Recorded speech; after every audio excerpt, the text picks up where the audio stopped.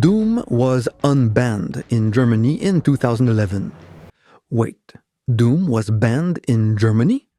Yeah, I didn't know either. Today, thinking that it was banned seems silly.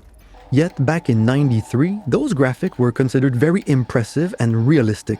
Even the Marine Corps used a modified version of Doom 2 to train their soldiers to work together and sharpen their tactical thinking and decision-making skills. But banned? So naturally, I wanted to know more about it. Why was it banned? How did it really affect the game in Germany? Because that's the part I didn't fully understand. Was the ban only for younger players, kind of like a PG rating? Or was it something more serious? And if it was more than that, why ban it instead of just giving it a rating? To understand things better, I got help from Sprony from Map Center, who asked a few German Doom veterans to share what it was like from their point of view.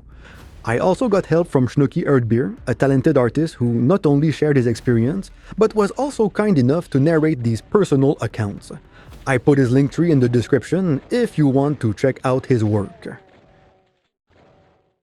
80 Computerspiele weltweit populär gemacht hat, entwickeln die Macher In the 90s, Germany had strict censorship laws for video games, particularly concerning Nazi symbols and high level of violence, which led to many games being banned from public sale and distribution.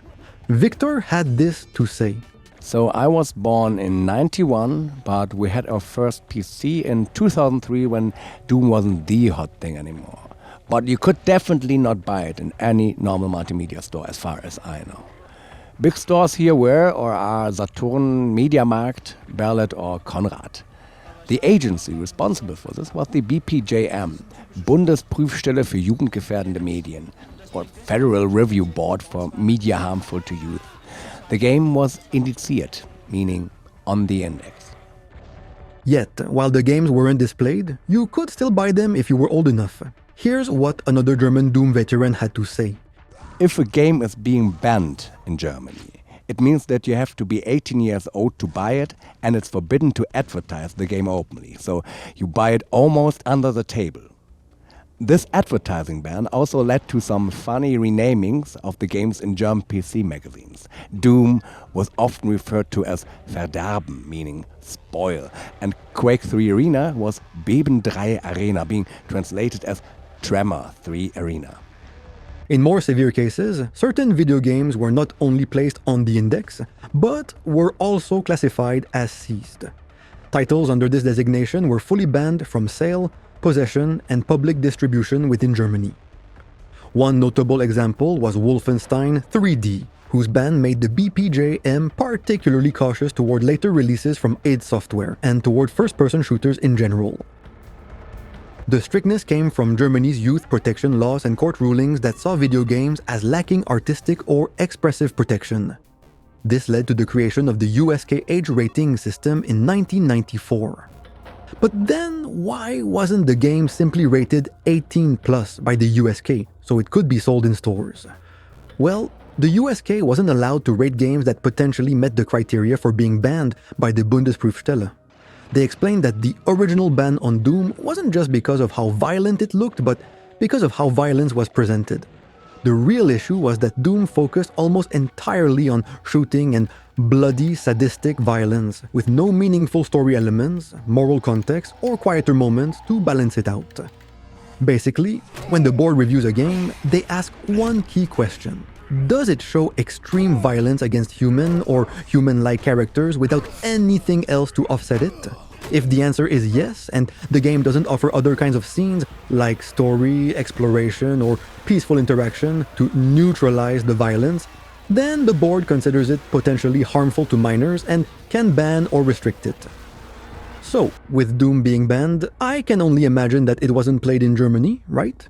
That nobody knew about it. Well, not exactly. For the players, this ban of some games was almost some kind of seal of approval. If it's banned, it has to be good. Schnucki also added, everyone was playing it.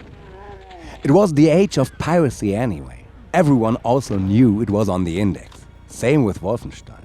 But while that one made a lot of people, especially adults, uncomfortable because of the heavy use of swastikas and Hitler portraits, Doom's violence only bothered a few. I even had a Latin tutor once who asked me if I knew how to get out of the cellar in Doom. He admitted he probably shouldn't be playing it and definitely shouldn't be bonding with students over it, but the game was too impressive to ignore. But then, if adults weren't too keen on buying the games for their children, and the game wasn't marketed or displayed, and stores couldn't sell it to teens, how were people able to get their hands on it, especially in the 90s when the internet wasn't as accessible or easy to use as today? Back then in Germany, piracy was the most practical way for kids and teenagers to get games. Just not through the internet. At first it was done with empty floppy disks. If someone had a game, everyone had it. Later, there were burnt CDs with game collections being sold on schoolyards, or people would take the hard drive out of their computer and bring it over to someone else's place to install it there. And from time to time, there were LAN parties where everything could be shared. Of course, game developers eventually reacted to these bans and restrictions by trying to shape their releases so they would be accepted in Germany, or by making separate cut versions just for that market. I like to call them the Terminator versions, because at one point their solution for removing violence and making game more kid-friendly was to replace humans with robots. Half-Life? Robots. Soldier of Fortune 2? Robots. Command & Conquer? Generals? Robots. Most of those games also had their blood toned down. And one example I found funny was in Half-Life, where if you attacked friendly NPCs, they wouldn't die, they would simply drop into a sitting pose instead. Victor had this to add. So in my case, I used pirated copies of all IT games until I was able to get them on Steam. With one strange exception that I don't understand to this day. Doom 3. Doom 3 could be bought at release and even uncut, but the expansion, Resurrection of Evil, was put on the index again for some reason I still don't know, and that probably makes no sense. So you could actually buy Doom 3 uncut in Germany before you could buy Doom 1 or any of the Quake games. What's interesting is that Resurrection of Evil wasn't actually banned in the usual sense. It was simply never rated by the German authorities. In Germany, if a game doesn't receive an age rating from the USK, it automatically gets placed on a restricted list. So Resurrection of Evil ended up there by default. Later on, the Doom 3 BFG edition had to be censored for release in Germany as well because of its inclusion of Doom 2, where the two secret Wolfenstein theme levels had all Nazi imagery removed to allow a single unified version of the game to be sold in the country. Then, finally, on October 7th, 2011, Doom was unbanned.